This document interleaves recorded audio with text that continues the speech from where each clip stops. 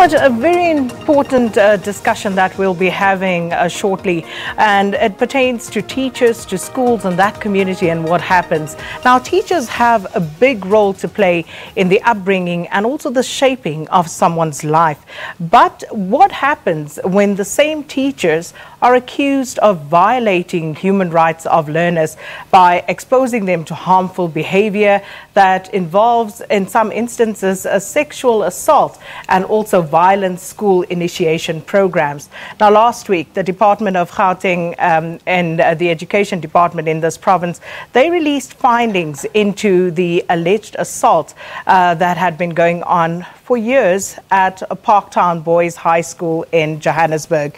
And some of the findings revealed that one of the learners who had been a subject of assault at the school ended up taking his own life, and also that 33 other boys currently are receiving counselling and 6 are on suicide watch.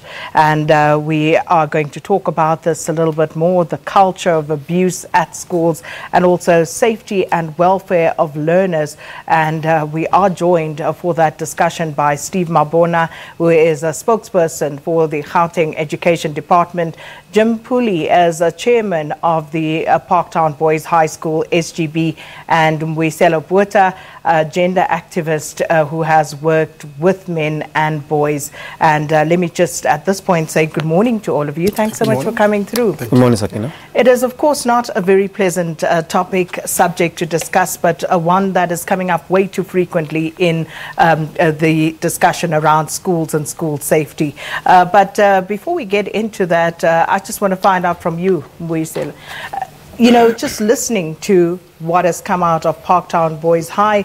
Last year, we had the stories of, caregivers again at schools in Soweto, also sexually assaulting children. What should we make of all of this as a nation? Well, it's sad, but also, Sakina, one has got to pass on one's condolences to the young, person who's just committed suicide. I think we've got to say that it's a long-standing this culture of silence. The sad thing is that we talk about it because and we are not proactive. By that I mean we don't have structures. And my sympathies go back to largely to teachers who, under very strenuous, difficult conditions that they work in, that more often than not the support system is not really sufficient because, Sakina, they have to contend and to work with, they've got to be teachers, they've got to be counselors, they've got to be psychologists, they've got to be all of these things because we are as a country, we have not put in enough sufficient resources for them to work. And that, saying that, Sakina, I don't for one moment even countenance an excuse, but to say that it's important that we holistically look at this, that our teachers work under difficult conditions, and we have a responsibility as a country to ask ourselves, is our money going to where they're supposed to go? And we know that now. With the Zondo Commission, we know that it's a lie that we don't have money. What is important is where are our priorities?